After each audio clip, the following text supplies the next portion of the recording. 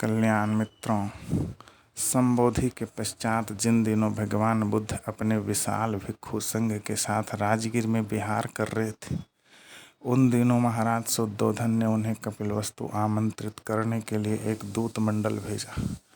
दूत मंडल कपिलवस्तु से राजगीर पहुंचकर भगवान बुद्ध से मिला। भगवान से मिलकर उस पर ऐसा प्रभाव पड़ा कि वह प्रव्रजित होकर भिक्षु बन गया और संघ में शामिल हो गया। बहुत दिनों तक महाराज शुद्धोधन को कोई समाचार नहीं मिला तो उन्होंने दूसरा दूत मंडल भेजा।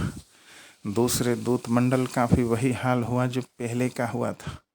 इस प्रकार अपने पुत्र को आमंत्रित करने के लिए कई दूत मंडलों को भेजने के असफल प्रयास के बाद महाराज ने अपने सबसे विश्वसनीय अमात्य और अपने पुत्र सिद्धार्थ के बाल सखा कालू उदाई को भेजा।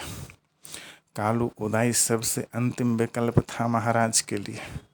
उसने महाराज से एक शर्त रखते हुए कहा, महाराज, एक ही शर्त पर जा सकूंगा कि मुझे भी प्रव्रज्या की अनुमति मिले।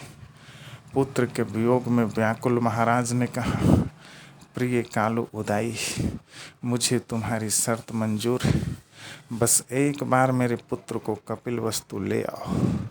कालू उदाई जब भगवान के पास पहुंचा तो उसका भी वही हाल हुआ जो उससे पहले के दूतों का हुआ था। वह भी प्रव्रजित होकर भिक्षु बन गया और संघ में शामिल हो गया।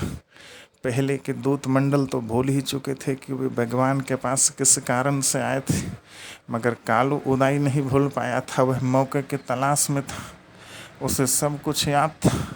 वह सही और अनुकूल अवसर की तलाश में था।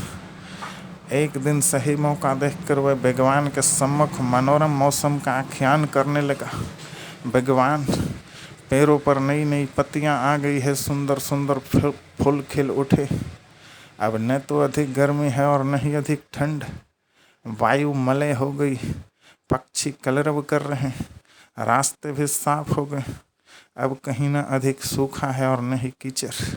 यह सुनकर मंद मंद मुस्कुराते हुए भगवान ने पूछा, कालू उदाई, किधर यात्रा करने की भूमिका बन रही है?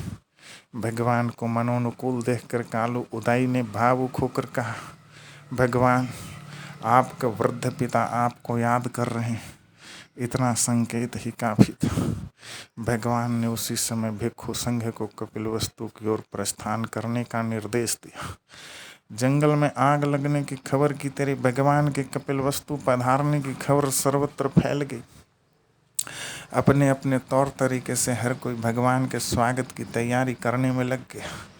चारों तरफ उत्सव का माहौल दिखने लगा। फाल्गुन पूर्णिमा के दिन भगवान का आगमन हुआ। यह 527 ईस्वी पूर्व की ऐतिहासिक घटना है। 20,000 अरहत भिक्षुओं के साथ भगवान अपनी जन्मभूमि पधारे। नगरवासियों की खुशी का ठिकाना नहीं था।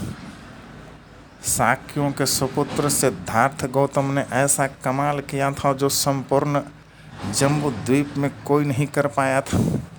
यह कपिलवस्तु के नगरवासियों के लिए बहुत ही खुशी, गर्व और अनुग्रह की बात थी। भगवान का स्वागत करने के लिए उनके पिता महाराज शुद्धोधन स्वयं चलकर नगर के प्रवेश द्वार तक आए। महाराज के पीछे पीछे सारे नगरवासी आए।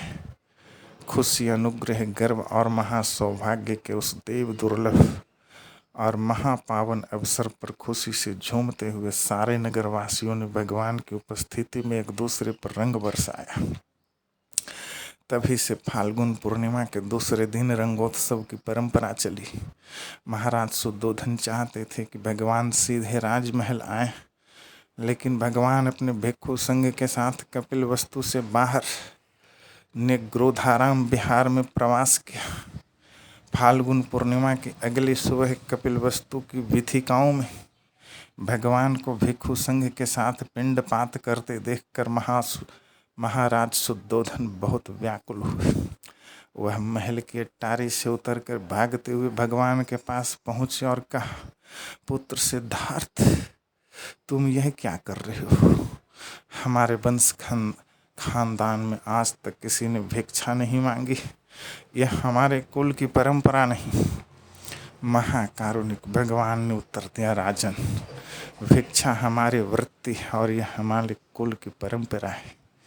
महाराज ने हैरान होकर पूछा, पुत्र, क्या मेरा और तुम्हारा कुल अलग अलग है? भगवान ने कहा, हाँ राजन, आपका कुल अलग है और मेरा कुल अलग। आप राजवंश से हैं और मैं बुद्ध वंश से। मुझसे पूर्व के बुद्धों ने भी भिक्षा वृत्ति अपनाकर जीवन यापन किया है। यही हमारे खानदान की परंपरा है। ऐसा उत्तर सुनकर महाराज ने हाथ जोड़कर भगवान से प्रार्थना की, कृपया आपने भिक्षु संघ के साथ कल के भोजन दान के आमंत्रण को स्वीकार करके मुझे पुण्य लाभ का अवसर दीजिए। भगवान ने मौन रहकर महाराज के भोजन दान के निमंत्रण को स्वीकार किया।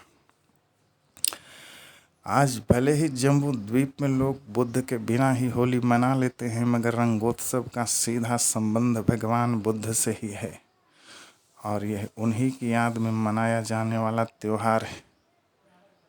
यही कारण है कि थाईलैंड, तिब्बत, बर्मा, भूटान आदि देशों में फाल्गुन पूर्णिमा के दूसरे दिन आज भी रंगोत्सव मनाया जाता है। इन देशों में लोग भगवान बुद्ध की मूर्ति की रैली निकालते हैं और उस मूर्ति के सामने ही रंगोत्सव मनाते हैं। सच कहा जाए तो दूसरे देश के लोग ही शुद्धतम तरीके से रंगोत्सव मना रहे हैं। भारत में इस रंगोत्सव को बिगाड़ कर रंग पंचमी कर दिया है। ध्यान रहे, हुआ नहीं है, कर दिया गया है। होने में और कर देने में फर्क है। भगवान बुद्ध के सामने खुशी से विभोर होकर एक दूसरे पर रंग बरसाने में और शराब या भांग पीकर एक दूसरे पर रंग बरसाने में फर्क है। जिन्हें पूरे जम्बू द्वीप को शराबी और भंगेरी बनाना था, उन्होंने रंगोत्सव के मूल स्वरूप को बिगाड़ दिया। अराजक तत्वों ने कुटिलतापूर्वक जिन बातों का सत्यता और इतिहास से कोई मतलब नहीं, वैसी मनगढ़ंत बातें कही जिसे भोले भाले लोगों ने सहजतापूर्वक आत्मसात कर लिया। इस तरह से अपनी ही जन्मभूमि में रंगोत्सव रंग पंचमी बन गया। थाईलैंड, तिब्बत आदि दूसरे देशों में अराजक तत्वों की दाल न गल सकी, इसलिए वहाँ आज भी रंगोत्सव अपने मूल स्वरूप में ही मनाया जाता है। इस तरह से फाल्गुन महीने का भगवान बुद्ध से बहुत गहरा लगाव है। प्राचीन शिलालेखों में फल्गु देव को किसी और को नहीं, भगवान बुद्ध को ही कहा गया है। फाल्गुन पूर्णिमा के दिन ही 7 साल के राजकुमार राहुल की धम्म दीक्षा हुई थी और वह बुद्ध के संघ का पहला श्रामणेर बने। उस दिन राहुल के अलावा महाप्रजापति गौतमी, उनके पुत्र नंद एवं शाक्य वंश के अनेक राजकुमारों की धम्म दीक्षा हुई थी। 823 ईस्वी में पहली बार फाल्गुन पूर्णिमा के दिन ही धम्मपद का चीनी भाषा में अनुवाद हुआ था। याद रखें, बुद्ध के बिना होली होली नहीं, सील के बिना होली होली नहीं, धम्म के बिना होली होली नहीं और संघ के बिना होली होली नहीं।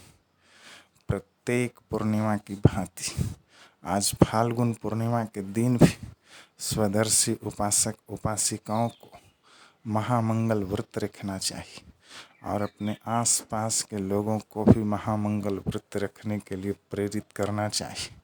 अपने गौरवशाली अतीत में वापस लौटने की दिशा में यह बहुत बड़ा कदम साबित होगा। आपने मेरी बातों को खूब तन्मयता से सुना, इसके लिए अंत से अनुग्रहित हूँ। मेरा नमन स्वीकार करें।